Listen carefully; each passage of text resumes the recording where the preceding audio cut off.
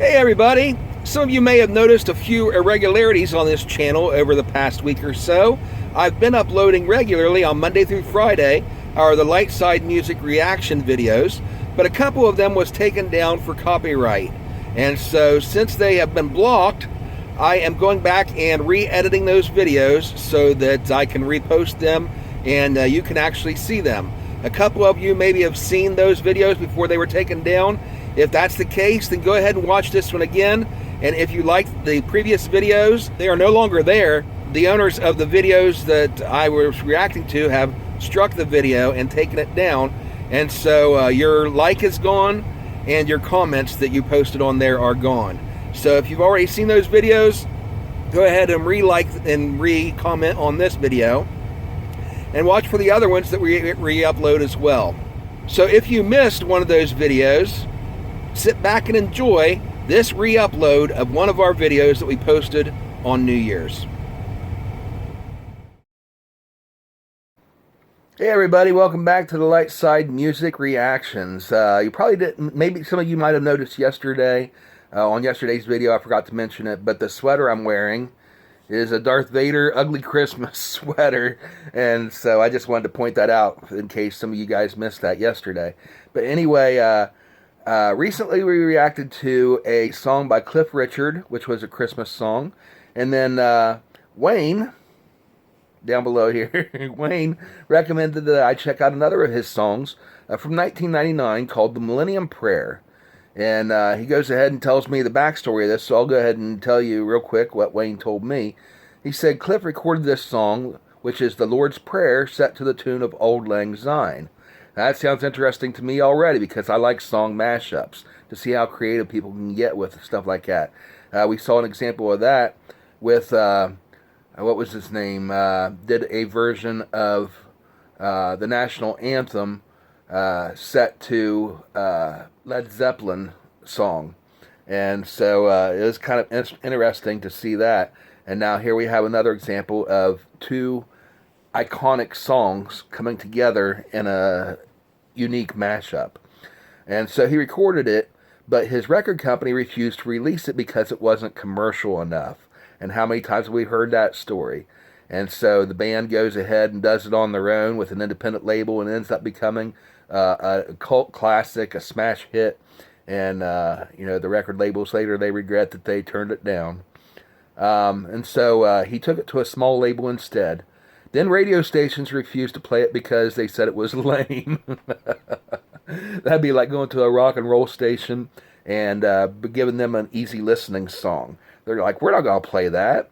And I've heard stories of other artists. For example, if you ever heard of the Professor of Rock, I'm going to be reacting later in the week to to something that I was recommended after watching his channel. But he told a story one time about, I can't remember who it was some band that recorded this song, and it was unique. You see the same example in the story of Queen, if you ever seen the movie. I think the movie's called Bohemian Rhapsody, where it talks about their history with Freddie joining the band, and then how they ended up crafting their music. And the record label thought it was crazy and didn't want anything to do with it. But anyway, the story they told on Professor of Rock was about how this artist was famous for doing this type of music that, you know, today's generation would consider lame, like elevator music sort of thing. And so when he came out with this new sound, it was the song Crimson and Clover. And I can't remember now who it was that sang it, but check it out on the Professor of Rock sometime. If I find it, I'll put in the link in the description so you can look it up. But talks about the story of Crimson and Clover and how that unique sound almost wasn't heard because the record label had kind of pigeonholed him as one of these elevator music type easily listening artists. And so with him coming out with this new sound, you know, it was just released by accident when a DJ where he played it live for him played it without his permission over the air, and ended up being an instant classic. But anyway, Cliff had a similar story where apparently he recorded this song, but nobody wanted to play it because they thought it was lame. However, his multitude of fans got the word out and bought it, and the song went to #1 in Britain.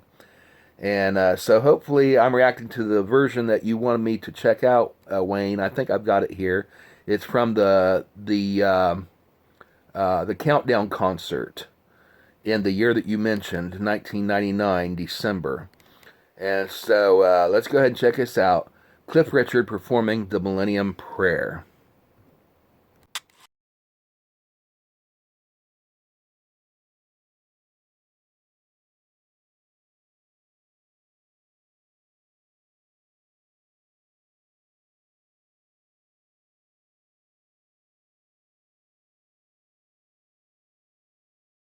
Sounds modern enough.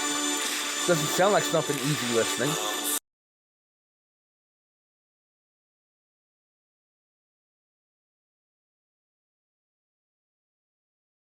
Oh, I get it.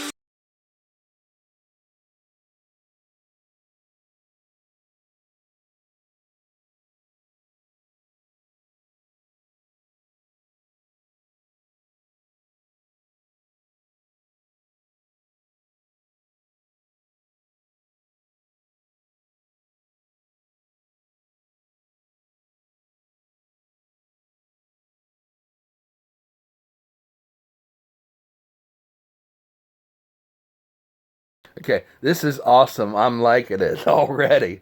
Of course, Cliff Richard, he's a fairly new artist to me. This is the second time I've reacted to one of his songs. And I think I might have heard him sing a song once before, but didn't realize who he was. So for me, he's a fairly new artist, even though he was a smash hit in the UK. So, some of you UK viewers that are more familiar with him, you might give us some more of his backstory and tell us some of your favorite facts about him down in the comments below. But I love how he's doing this. Of course, the wording isn't exactly as it is in the King James version, but of course you've got the many different translations of the scripture. In fact, King James itself is a translation, so even if you don't get the words exactly the same as it is in the original, um, it doesn't have to be because it's a translation itself. If you want the original exact wording, gonna get into some theology here briefly, but you'd have to go all the way back and read it in let's see, New Testament. That'd be in Greek. Have to go back and read the Greek, and if you don't read the original Greek language, then you're not going to be able to do it anyway. So anyway, I do like how he's doing this. It's very cool. Let's go ahead and pick up where we left off.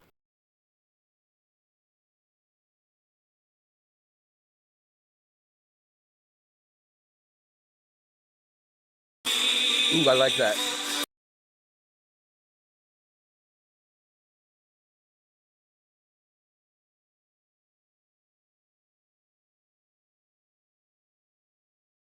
I'll talk about that in a minute. What I just noticed there. This is cool. The audience is singing along with it. Of course, everybody knows the tune, "Old Lang Syne," and everybody knows the Lord's Prayer.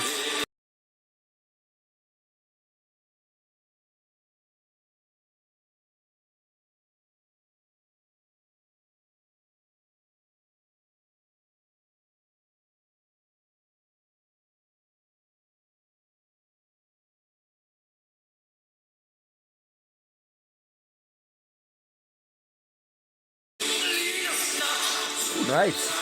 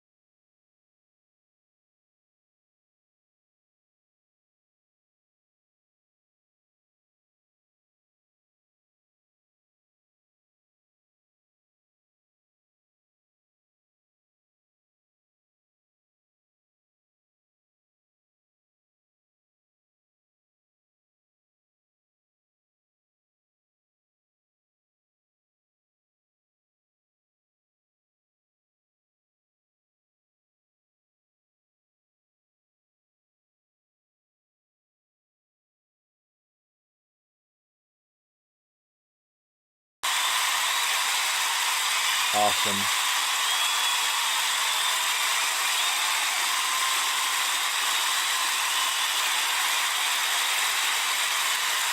That was very cool. All right. Thank you, Wayne, for suggesting this song for me. As I've said many times on here, I am a huge fan not only of mashups like this, but also where they will take a song and make it their own. You kind of mix it up a little bit. For example, this song, you take the Lord's Prayer and you put it to a new tune, or vice versa, you take Old Lang Syne and put new lyrics to it. Basically, you're doing the same thing in the same song. But another example would be, like I've mentioned different times before, Chris Tomlin taking Amazing Grace and adding his own chorus to it. And there's been many, many different examples of people doing that and coming out with some great songs. And so I really enjoyed that. But I did notice I had to come back and point this out in the lyrics. And he says, "And lead us not to the time of trial, but deliver us from evil." And the original in the King James says, "Deliver us not," or lead us not into temptation.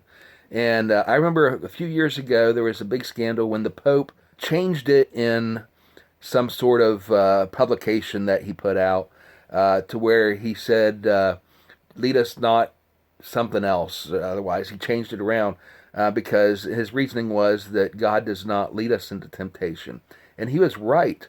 There are a lot of things I disagree with him about with his policies and his theology, but I have to admit he's absolutely right on that. James 1 verse 13 specifically says, "Let no one say when he is tempted, I am tempted by God, for God himself cannot be tempted by evil, nor does he himself tempt anyone." So God does not tempt us, but he allows us to face different circumstances in our lives, our trials of life that we may face, because it makes us stronger. You know, the enemy, Satan, is the one that creates evil. He's the one that throws the stuff at us and leads us into temptation. And so I think it's a mistranslation in the King James where it says, "Lead us not to temptation, God," because God will not lead us into temptation. God will not tempt us. But he will allow us to be tempted by the enemy, and it's the enemy, Satan, who does the tempting. But God takes all things and uses it for good of those that love him and are called according to his purpose. So, for example, if we're led into temptation by the enemy, Satan intends that for evil. And of course, it's not pleasant for us, but it's something that we have to go through. And because we live in a fallen world full of sin, death, destruction, all that kind of stuff. God doesn't want that for us, but because we live in a fallen world, but here in the here and now, we have to put up with this kind of stuff. And so God allows these things to happen, but he uses them for good. When we face the adversities, as the old saying says, "What doesn't kill you makes you stronger." There's a lot of truth to that. When God helps you through that, walks through things with you, holding your hand and carrying you through these difficult times, he is building our strength, our character, and making us stronger. And in the end of the day, when we look back and we see those trials that we faced, we can face them with hope and with gratitude because God used them to help make us a better person, make us stronger. And so whenever we do face those difficult times, we have that, we have him with us to help us overcome them. And so I like how he changed that to lead us not to the time of trial. Actually, that's kind of saying the same thing because, well, not really. God doesn't lead us to the trials, but he leads us through the time of trial. So I would change that lyric. I would change it from the word to through. Lead us not through the time of trial. Well, no, because we do want him to lead us through the time of trial. Boy, I'm getting confused here. Just look at these lyrics. Maybe a better way would be to do it would be to leave us, not leave us, not lead us, but lead. God does not lead us into temptation, but he does allow us to face temptation. But he doesn't lead us there, and he doesn't leave us there. So maybe a better phrasing would be, leave us not to the time of trial. Well, he doesn't do that either. God doesn't lead us to temptation. He doesn't leave us in temptation. He doesn't lead us to trials, and he doesn't leave us in our trials. I guess, well, I guess it makes sense either way, now that I'm thinking about it, because even though we're praying for God not to lead us to the time of trial, or lead us not into temptation, we know He's not going to anyway, because He doesn't. So I guess the original, uh, I'm just all over the board today. I guess the original, now that I think about it in this context, it stands true. The King James way it's worded, lead us not to temptation. We can pray that to God, even though we know that God never does. God does not lead us into temptation, but it doesn't hurt to pray it anyway, because the whole basis of prayer is God knows what we need even before we ask, and yet He still wants us to ask. And so we're asking for things that we know He's going to provide even before we ask for Him, and that's what He wants.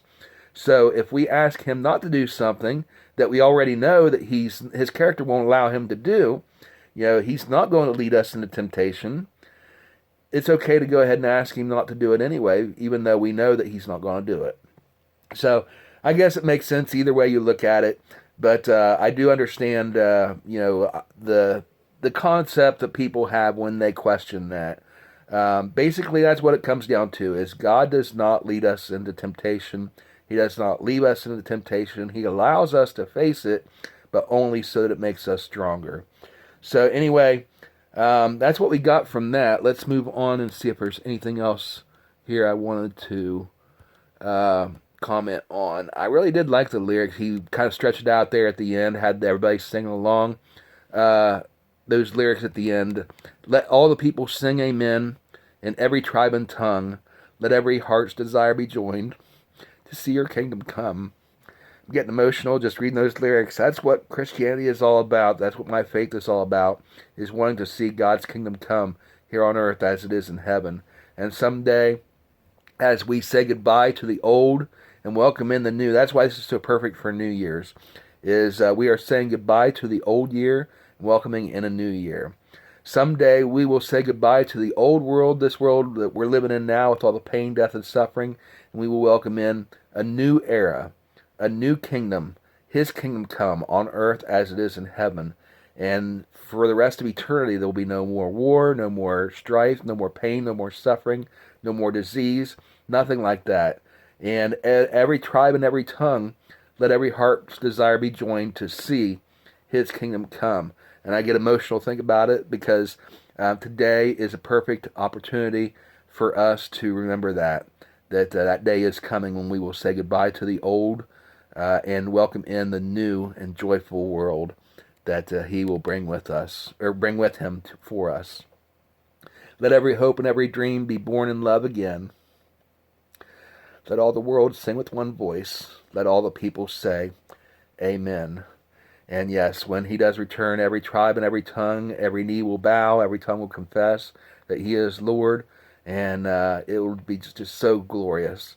And my prayer is that you will be with us on that day when it happens. If you don't know Jesus, accept Him into your heart. There's no better time than the present. The past is already gone, so you can't do it yesterday. Tomorrow may come, so you don't want to rely on saying, I'll do it tomorrow. Do it now. Accept Him into your heart and choose to follow Him. Learn as much as you can about His Word and what He wants from you and for you. And really, all He wants from us is our heart for us to follow Him, because He loves us. He gave us His heart, and all He asks for us is to just accept His free gift. And if we accept that, open up His gift, His Christmas present for us of salvation, love, kindness, all the different mercy that He has to offer us. If we accept that gift, open it up and use it in our lives, we will truly be blessed. And I pray God's blessings on each and every one of you watching today for the new year and for many years to come. Everybody have a great day. If you enjoyed this video, comment down below, hit the like button, subscribe to the channel, turn on notifications so you know when we add new content. Give me recommendations on music that you'd like to see me react to in the new year, and eventually we will get to all of your requests. Thank you guys for watching. Have a great new year, and we'll see you tomorrow for another episode of the Light Side Music Reactions. God bless everybody. Bye.